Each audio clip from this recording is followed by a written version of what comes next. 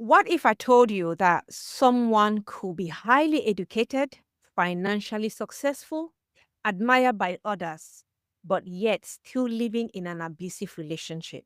There were some little red flags, maybe not so little in hindsight, but early on, there were things where I'm now seeing back and thinking, oh, Christine Dillard is the author of The Truth She Showed Me.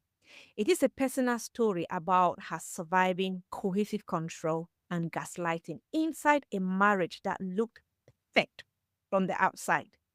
it's not broken bones, it's not bruises, it's not the traditional forms of abuse that we recognize as a culture and as a legal system. It's the things that happen in quiet moments and sometimes happen all day and all night with spouses. Domestic abuse doesn't always leave a visible scar, and that is exactly why so many people suffer in silence. Today, we are shining a light on cohesive control, gaslighting, and the journey back to truth, freedom, and hope.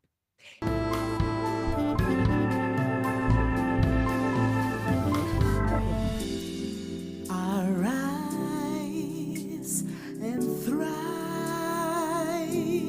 Hello, and welcome to the Empower Single Parent Podcast, where we inspire, educate, and empower single parents to rebuild their life after domestic abuse and after a relationship breakdown. I am your host, Peggy Barre, and today I am so excited to welcome a very special guest, Christine Dillard. Christine Dillard is the author of The Truth She Showed Me.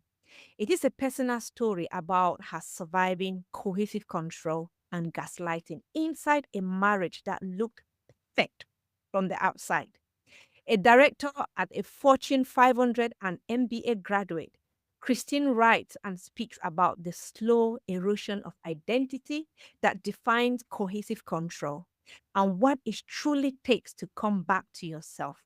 She believes healing is not a performance, it is a return.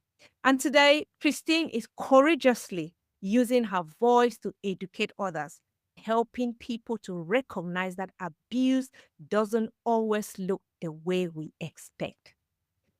Hi, Christine. Welcome to this cast. Hi, Peggy. Thank you so much. I know when it comes to domestic abuse and when it comes to cohesive control, it's usually a sensitive topic. So, before we proceed with the conversation, I would like all our listeners to know that today's episode would discuss cohesive control and emotional abuse. And while the conversation focuses on education, healing, and hope, some listeners may find part of it emotionally challenging. So please, I would encourage you to listen at your own pace and please take care of yourself. And if today's discussion raises any concern about your own safety or well being, then I will encourage you to reach out to a trusted person or a local support service. Christine, could you tell us a little about yourself and what inspired you to write the book, The Truth She Showed Me? Absolutely. I was coming out of a 17-year marriage, and there were a lot of questions as I worked through the last few years of my marriage. I married young. I was 23, and he was about 9 years older than me. We had two children. And over the first 14 or so years, there were a lot of times where I slowly just started to fade into the background of our relationship. I became the orchestrator of the lives of more people. I lacked some degree of presence throughout that time. And the further I got into the marriage, the worse it seemed to get. There were some little red flags, maybe not so little in hindsight, but early on, there were things where I'm now seeing back and thinking, oh, but about the 14-year mark is when I had kind of hit that breaking point. I think a lot of people I've heard refer to this, the rock bottom. And I hit this point where I just realized that nothing was ever going to change. He was never going to change. And as a result, I kind of left that moment and started planning. And it took me about 3.5 years to finally exit the marriage. And as I worked through the first couple of months of being out of it, I really struggled to talk about the things that had happened in our marriage with friends and family. Nobody was aware. The divorce seemed like a surprise to many. And the more I thought about, the more I healed, the more conversations I had with people, the more I realized that there was every single person I had met and every single person I shared a piece of the story with, like my past, I was finding that all of those people had their own stories and it wasn't the same, but every single person, the one common denominator was that they all felt alone. They all felt like there was no one else going through it with them. They felt like people wouldn't believe them. They just didn't have a sense of validation or confidence in being able to share it. So part of my mission was to give that sense of validation. There were days where I was sitting there and I was just like, "Ugh, was it that bad? Was it bad enough? It could have been worse." And all of these things kind of played through my mind. And what I didn't want to happen was for my kids 10 years down the road to be working through this themselves and thinking, did that really happen? Was it really happen? And so I thought if I could document some of the conversations and the stories and the experiences, that it would give them that sense of validation at some point if they wanted to read it. And that's really kind of what brought me to the book and where we're at today. I've been reading the book, and there's a lot of trauma, there's a lot of pain in the journey that you've taken. And for people that are watching us today, in your book, you talk about surviving cohesive control. You survived, you were struggling in a very successful marriage where from the outside, everything looked perfect. But from the inside, you were going through a lot of pain. For anybody who is unfamiliar with the term cohesive control and why it's often difficult to recognize, what will you explain cohesive control to anybody who is listening? I love the term covert abuse as much as I like coercive control, honestly, because it's hidden a lot of times. It's not broken bones. It's not bruises. It's not the traditional forms of abuse that we recognize as a culture and as a legal system. It's the things that happen in quiet moments and sometimes happen all day and all night with spouses, but it's a pattern of behavior. And for me, it ranged from a very, very not unstable temper from my ex. I was constantly on eggshells because no matter how far I tried to get ahead in any one conversation, any one activity, the target always moves. So I was always like one step behind or 10 steps behind. And the thing that I would do that I thought would make him happy, that made him happy yesterday, did not make him happy today. So I'm constantly pivoting. It was little things like weaponizing content. So there was a lot of pointed remarks to me about, well, you should do it because you're smarter, or I can't help with kids with the homework because you're the smarter one. This is your job. And all of those types of things. There's financial abuse that comes into this where there's a lot of times restricted income for the person who's being abused. I had a slightly different version of that financial abuse, but it was still present. So there's the backhanded compliments, the name calling, but a lot of times it's not things that anyone else gets to see because it happens behind closed doors. Yeah. And they are this persona outside the home because they have image job pull. And so they play along with friends, with family. And again, this was over a 17-year period. When I started to talk about some of the behaviors later on, and I talked about how they escalated when we were at home, it was not a shock to a lot of people because they had heard some of the remarks in snippets. And again, like when you look at one of them, it's not, you're like, oh, they call me a name, you sound bad day. Okay, whatever. So you let that go because you don't want to start a fight over that. And you also like are just trying to keep the peace at this point. But then what you realize is slowly it just becomes like, oh, he calls me a name every day. Yeah. Oh, he will temper every day. Or how come I'm the only one who can see the temper? Like, why is it only ever directed at me? It's everywhere else in your life, but not in this room with me. And so you start to question yourself. And you're like, am I too much? Am I not worthy of like the partnership I thought I had got myself into with a marriage? Will I ever be good enough?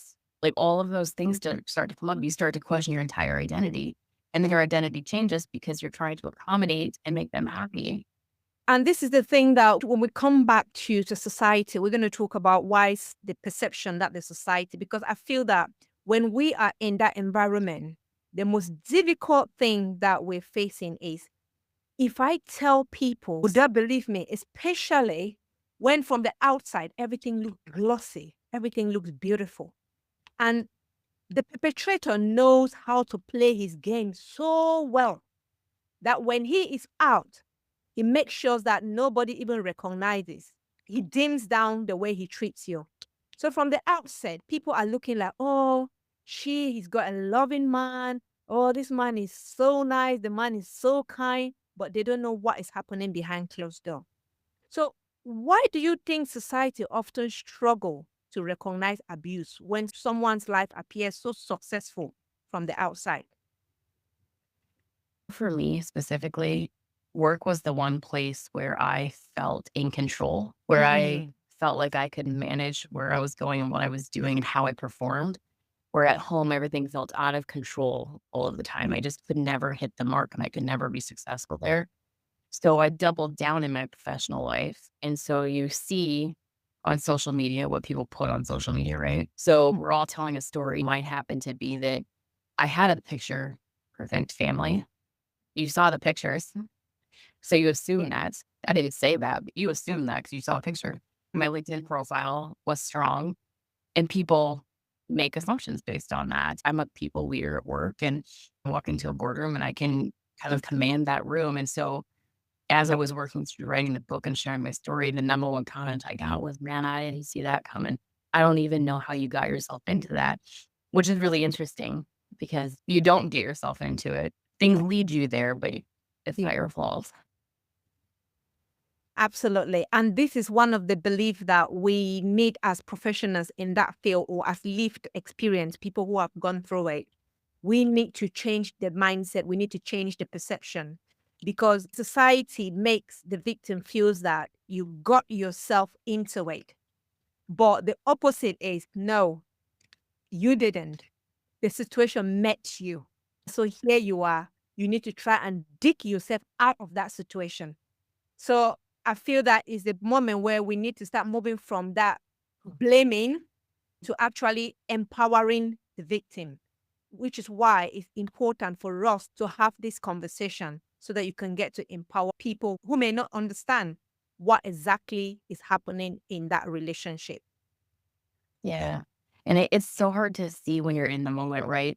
But there are tells, and I like to share these when you think about it. But the woman who walks around who never takes her phone out of her hand, she sits at dinner when she's at girls' night and looks at her phone 75 times. She's trying not to miss something. She's trying to get in front of things. Mhm. That maybe she's waiting on something specific. But the reality is that this is a pattern of behavior for her or him. This is something maybe that you could keep an eye on. The woman who or the man who is casually enjoying conversation and you're out to dinner and all of a sudden abruptly flee because something happened with the kids, something happened with the spouse. Like that's not an emergency every time. And so again, it's like the pattern of behavior. If you start to pay attention to those things, those are two really small tells, but they're pretty obvious when they happen. Yeah, absolutely. And in your book, I think you've mentioned the term gaslighting. I know it's a term that is getting popular now, but for somebody who may not understand and who is listening for the first time and hearing that term gaslighting for the first time, what will you explain, or in a simple term, what gaslighting is all about? It's somebody changing the narrative to the story. The situation goes down a certain way. Maybe they attack you verbally, physically, whatever. And then when you try to address it, the story pivots. Suddenly it's your fault that this happened. Suddenly you're remembering it wrong. Suddenly you're overly sensitive.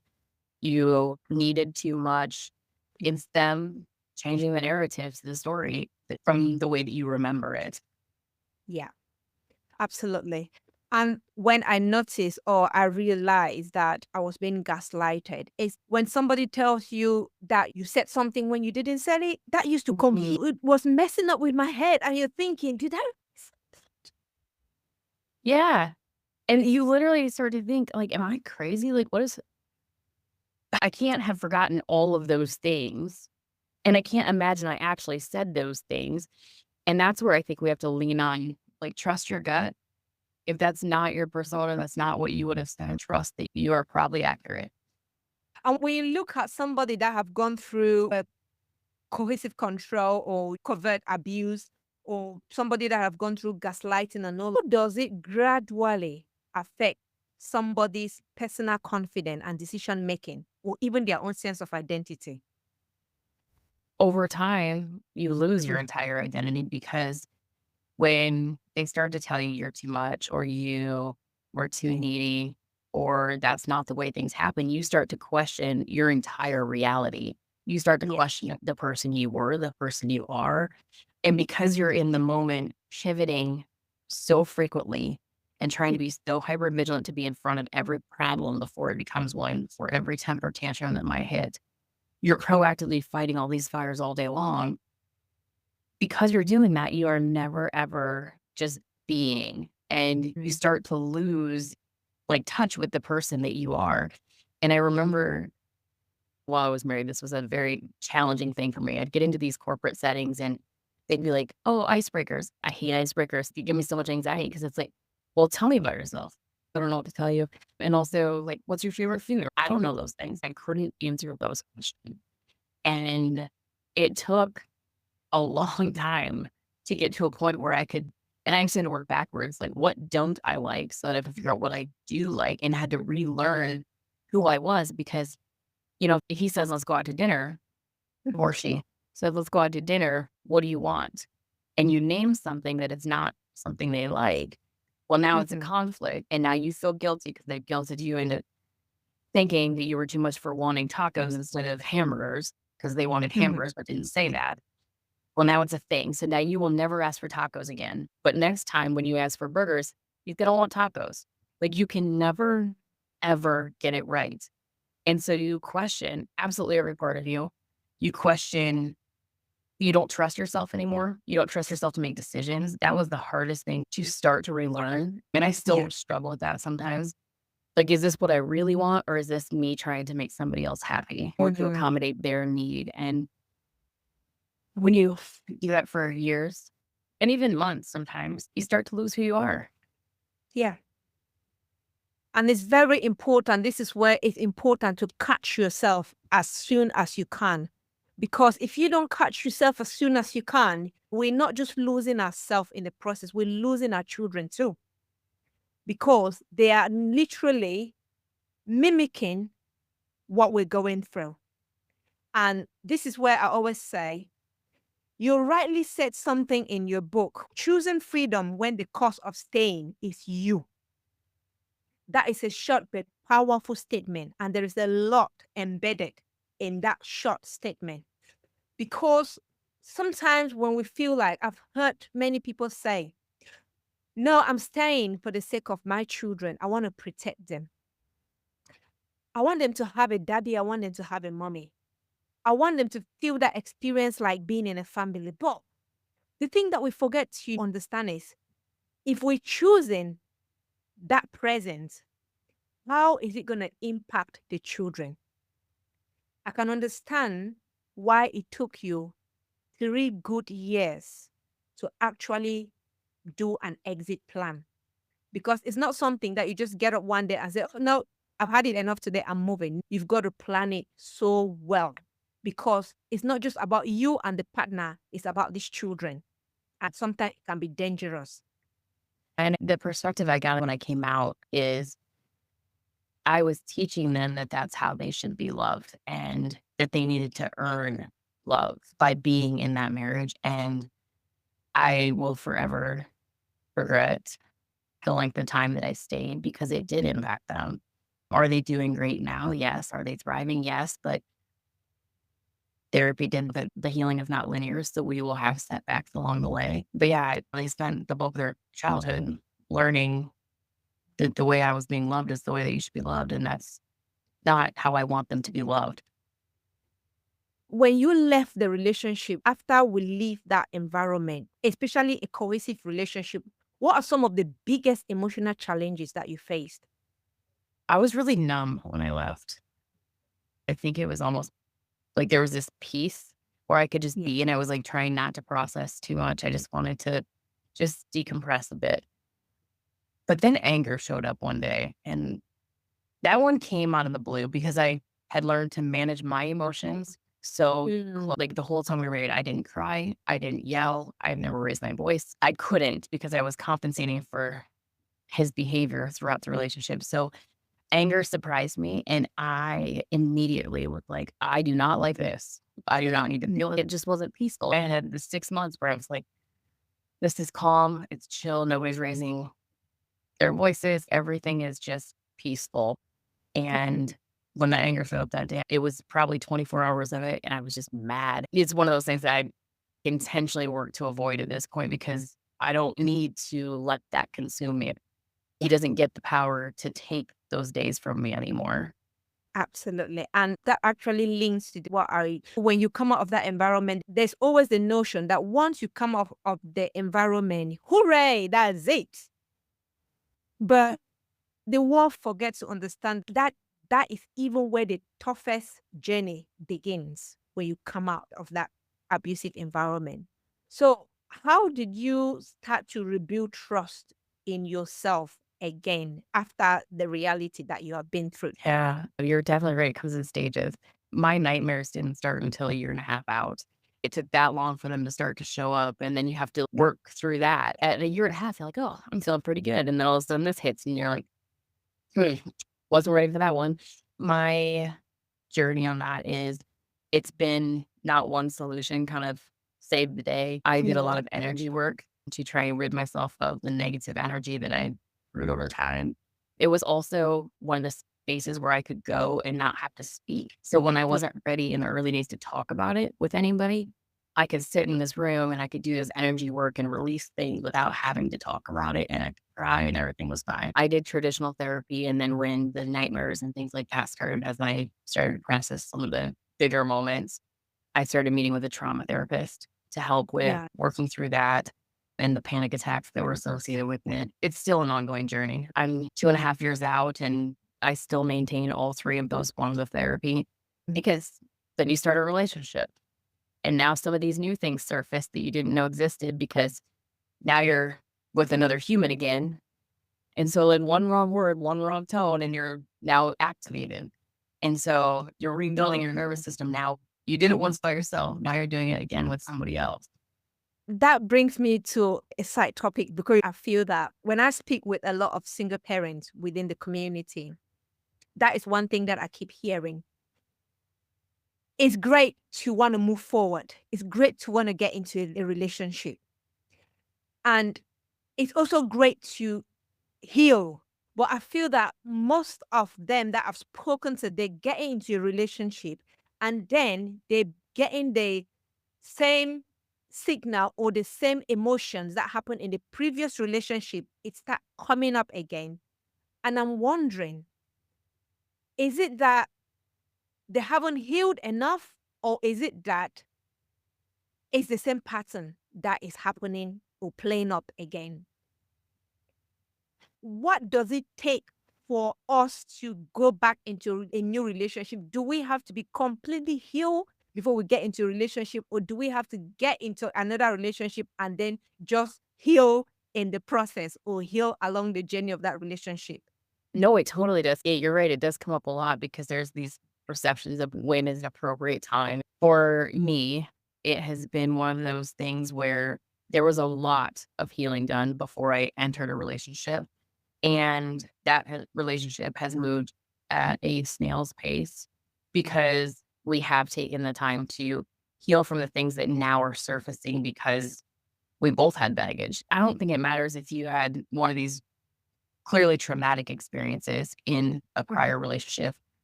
Maybe it was cheating or something like that, where you still have baggage that you have to work through with a second party. And some of those scenarios you'll never encounter until you're in a relationship. And we still, to some degree, operate entirely as single parents, both of us.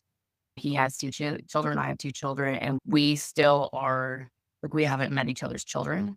And it's been a long time because we're in a position where we want to make sure that we're healed. I think doing what's best for the kids is what we're trying to do. And I think that's where sometimes we have to put our own needs and desires aside to make that happen. But I don't think there's a right answer. There are certain scenarios where you're not even going to know it's an issue until it comes up. Absolutely. I do totally agree. And it gets to a point where it's always amazing if both parties are willing to do the work are willing to heal together. Yes. That is the key. And that is what I always tell most of the parents, that it's complicated if it is just one person or you that you're trying to heal and the other person is not. That is where the trouble is. But if both of you recognize or realize that there is some healing to be done here, and both of you are happy to go on that healing journey, then of course, that is a journey that you can go together. You know, in your title, you said the truth she showed me. And also you put the lies she told me. Can we go a little bit deep into it? Let's start with the truth. The truth she showed me. Can you tell me a little bit about that? What inspired that? Yeah. So she is me.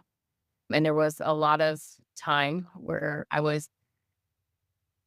mentioned that moment of anger. That wasn't anger at a different person. I was angry at him. I was mad at myself and I was disappointed in myself for what I went through and what I put up with and what I didn't walk away from. And I'm not sure I'm all the way good with myself yet. But what I can say is there were very clear signals from my body. And she was telling me the truth all along. If I go back to literally our first date, there are things that I physically reacted to because I knew the behavior wasn't right. And what I learned as I was working through this process is if we don't listen to her, she will get really loud. But starts with shaking hands. It starts with heart racing and sweating and feeling this anxiousness. And over time, it starts to evolve into high blood pressure, high cortisol. And because you've been exposed to this nervous system issue for so long, I mean, the truth was there all along if I would have just listened. And then what about the lies? That was the angry first title. I was mad at myself. She was lying to me. This whole time she lied to me. And so I wanted to keep that because I felt like it really showed the healing journey and the kind of the way that it came about as I wrote. I love it, Christian. I love it because when you look at the whole journey of a victim, when they go through the phase of when they get into the relationship and then during the relationship, it's all about the truth we tell ourselves and the lies we tell ourselves. Because there are certain things that would have been happening, like maybe red flags from the beginning, but yet we're convincing ourselves about something. That is the lie that we're telling ourselves right from the beginning.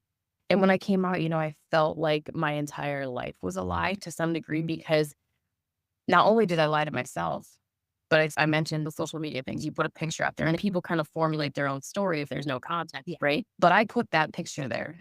And so there was this perception that life was a certain way. And so here I am lying publicly to my friends, to my family. I would overcompensate in conversations to mask the behavior that he was exhibiting. There were so many things that I did that created this vision of who we were and what we were that wasn't true. And I guess this is why when listeners are listening to you, because now what I keep saying is that we are saying this thing, we are coming out talking, not even for our own generation, we're talking for the generation after us, we're talking for our children, children. This education is for them because it's happening now. It's still going to happen, whether we like it or not. And for us, coming out to voice this, educate them, it's like, hey, son, daughter, at the point in your life, this is what you're going to experience. So when you see this, hey, make sure you do this. That is very important and necessary. And it might not be a boyfriend or girlfriend. It might be your boss. It could be any person in your life. I've had so many parents that read the book, but they read it so that they knew what to look for in their children and their relationships that they were having. And I think that's exactly the purpose, right? It's educational. Like it shows you the things that you wouldn't traditionally see inside that book. And it puts you in the moment. So you're experiencing it kind of like in an immersive movie, I guess, story. As you get to feel what I'm feeling in those moments, you'll be on the lookout for those behaviors in the people around you. I can spot this a mile away now, but it took education just like this. I had to see from other people what they were experiencing to find that to see that correlation, I guess. If somebody would have told me, 3, 4 years in, hey, you're experiencing coercive control, you're being abused, I literally would have probably shunned you. I would have just absolutely isolated from you because I wasn't ready to hear it. But what we can do is if somebody would have showed me and talked to me about how it feels and what it looks like, I could have gotten there myself. So, for many of our listeners who are single parents, they're trying to rebuild their lives again. What will you say to someone who feels they've lost their confidence or their identity? Start small and then make little decisions where you can start to rebuild that trust with yourself. Because I think the one thing that was compromised most was trusting my intuition, trusting that I could make a good decision, that I could be successful as a parent and as a partner and all of these things. So, like, you test the water, you make small decisions and then celebrate the wins and recognize them as they happen. Because that one small decision you did well on, or that you recognize Mhm. the positivity in, they start to multiply. And then you start Yeah, to slowly rebuild that confidence. absolutely. That is so true. When you said that, it resonated a lot because for me, when I left my relationship, it's that moment where you feel like, you know what, this is me. I'm starting life from scratch. Because for most people, they will literally have come out of that relationship with just a suitcase. Okay. And they are going into a new environment. They know nobody. They literally need to start life from scratch. And it can be painful. And this is where sometimes we need to actually tell ourselves the truth. That truth is, I know this hurts. I know this is going to be a journey, but I am up to that journey because you know what? It is important to choose freedom rather than stay in that pain. Yes. You bring up something really important. Even if you're in a moment where you recognize, oh, hey, this doesn't feel good, celebrate that too, because now you're recognizing because you've awakened into this state where you can see things clearly. Those are huge wins. Those are bigger than winning at a good decision today. Absolutely. So I know you've written this beautiful book, which of course I'm encouraging any listeners to grab a copy, and we're going to put the link in our description below. But what do you hope for readers to take away from the truth she showed me? Two things. One, if it's somebody who's living in it, I hope that they find validation in their experience and hope for moving forward. The second thing is I hope that they read it and they think, oh, I know someone who needs to read this. That is my all-time favorite message to get is I read it and then I handed it to somebody else because that's what it's meant to do. Absolutely. Absolutely. And was there a chapter or a moment in that book that was particularly difficult or particularly healing to write? So I open with a letter to my children. My children have not read the letter yet. Hopefully someday they will if they want to. They do not have to. That was probably one of the most challenging and one of those, like, reckoning moments where you're kind of putting it all on the line. Yeah.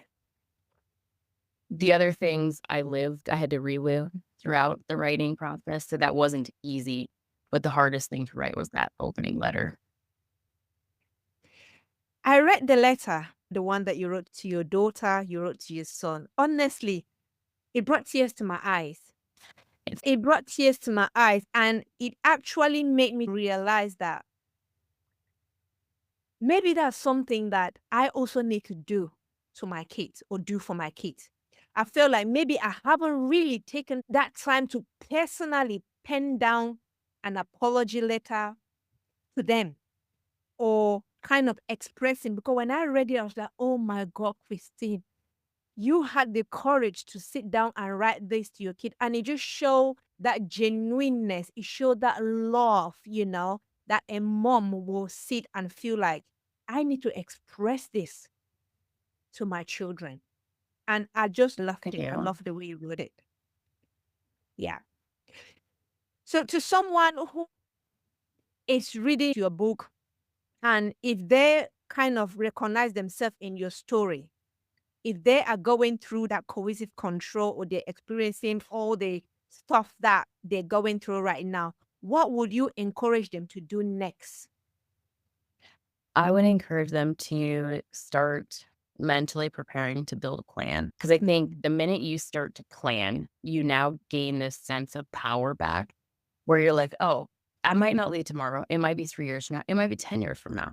But if I know I have this dangling out there, if you have a plan, you start to get these little moments of, oh, I'm not completely out of control. Like I can control some of these small things. And sometimes it's stashing away money. Sometimes it's just asking for help. I waited until I was all the way out to ask for my first survivor community resource. And I wish I wouldn't have done that. I didn't realize how Mhm. welcoming that community is. So Mhm.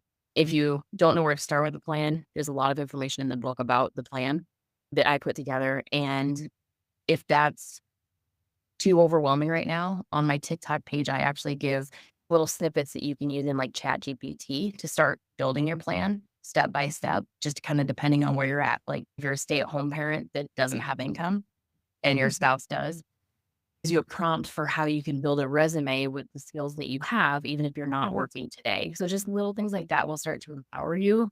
And Yeah. again, that multiplies. So you get stronger and you get more powerful the more you invest in yourself.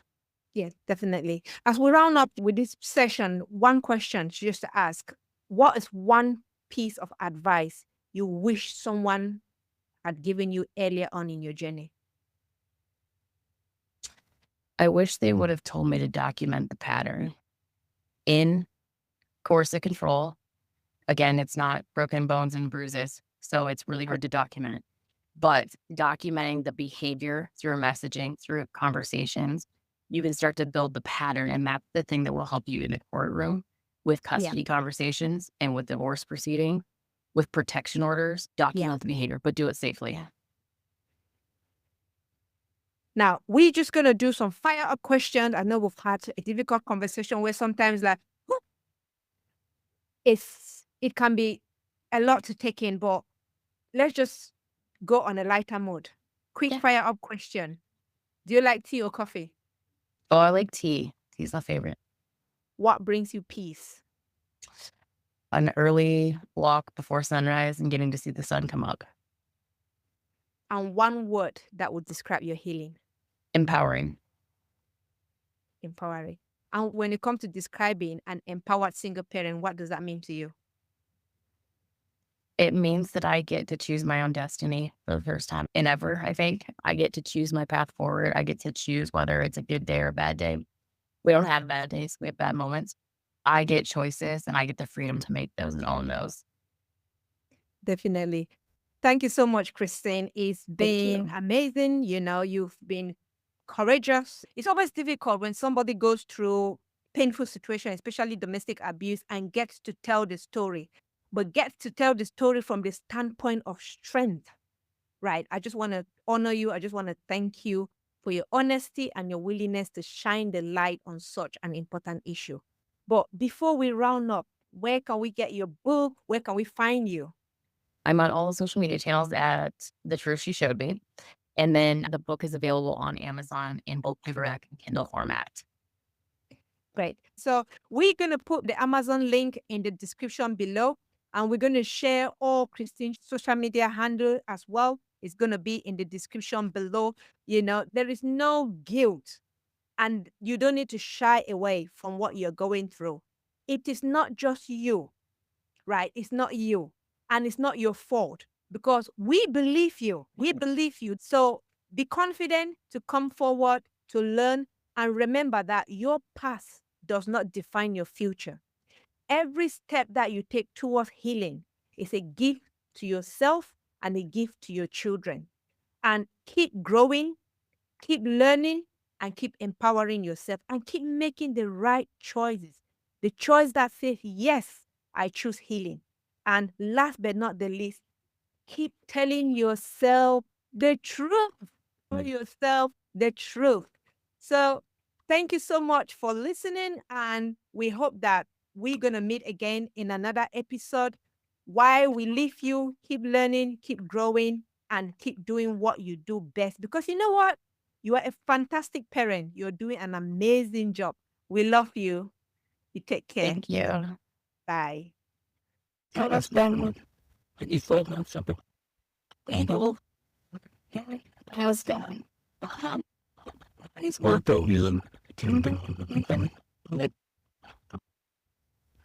I'm not going to that is not hygiene. Then